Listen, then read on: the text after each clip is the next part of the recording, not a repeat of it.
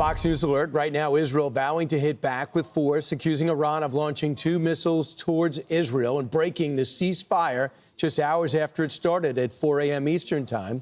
President Trump already warning the weakened terror regime to keep their end of the deal after it strikes on the U.S. airbase in Qatar failed to cause any real damage because they gave the U.S. a heads up. We're glad for that. Michael Allen served in the National Security Council under President George W. Bush. Michael, this is so much unprecedented. To get to the ceasefire surprised me. Number two, what is your reaction to them breaking it?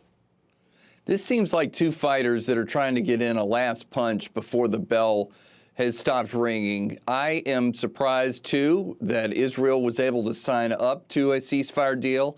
I think they couldn't say no to the president. Maybe the Israeli Air Force needed to take a breather. But I have a feeling that Netanyahu probably still has some targets he wants to get to. So if Iran breaks the ceasefire again in a more substantive way, I think we could expect the Israelis to get back at it. And I think they said vowed to retaliate. So they're going to put their planes back in the air. Trey Yingst just reported that, if I could just paraphrase it. But here's what this is. I love the fact that they're going to stop fighting, right? I love the fact that they responded to their nuclear program being devastated and they realized that it's only going to get worse from here. But, Michael, I still have the question, are they still going to finance proxies? Are they still going to make Israel their #1 target?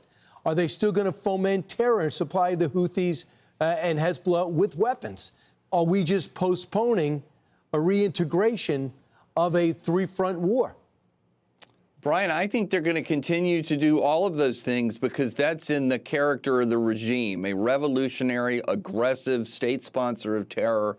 That doesn't mean we shouldn't have done what we did over the last few days.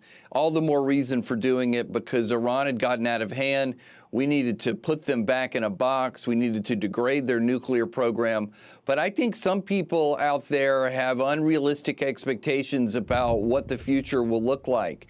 Iran is the master of subterfuge. They may yet have some nuclear sites we haven't learned about, and Israel may want to hit them again, and they are not for swearing terrorism. That's why I think at the end of the day, Israel would have preferred the Iranian people to have risen up and tried to get rid of this regime. I think that's what they think is the ultimate security for Israel. But it's still worth doing, but Iran has not changed who they are. So just amazing, too.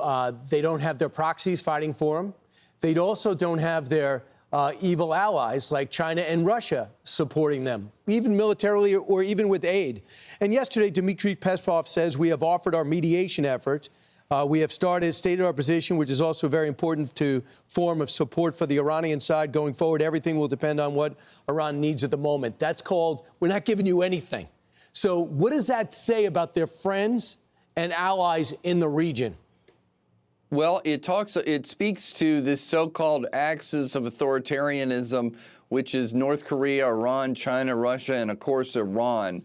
Many of them have overtaxed themselves with what they're doing. Russia and Ukraine, and of course Iran trying to dominate the Middle East. It speaks to ultimately the bankruptcy that these 4 countries are in together. It speaks to, and Donald Trump is moving into the NATO summit today with a full head of steam and strength. It speaks to that the West, the people that have been trying to do right by all of these countries, not just spread democracy, if you will, over time, but to defeat the forces of evil, if you will, are on the march. And that's good for America. That's good for the world. And it's good to see that the president's made the world safer. And I think he'll now move on to trying to do the same with Russia and Ukraine. I just think, Michael, and you know this better than anyone, it's great. Peace, you could want peace, and strength is the best way to get it, and a willingness to use it is the best way to achieve it. And that's what the president was able to do, and that, in my view. And I'm very curious to see how he's received at NATO, if anyone's going to rebuke him for taking this action, and then when he's received back in Congress, because it's hard to not see the success in this approach. Michael Allen, thanks so much. Thanks for having me. Meanwhile, the threat from Iran. I'm Steve Doocy. I'm Brian Kilmeade. And I'm Ainsley Earhart. And click here to subscribe to the Fox News YouTube page to catch our hottest interviews and most compelling analysis.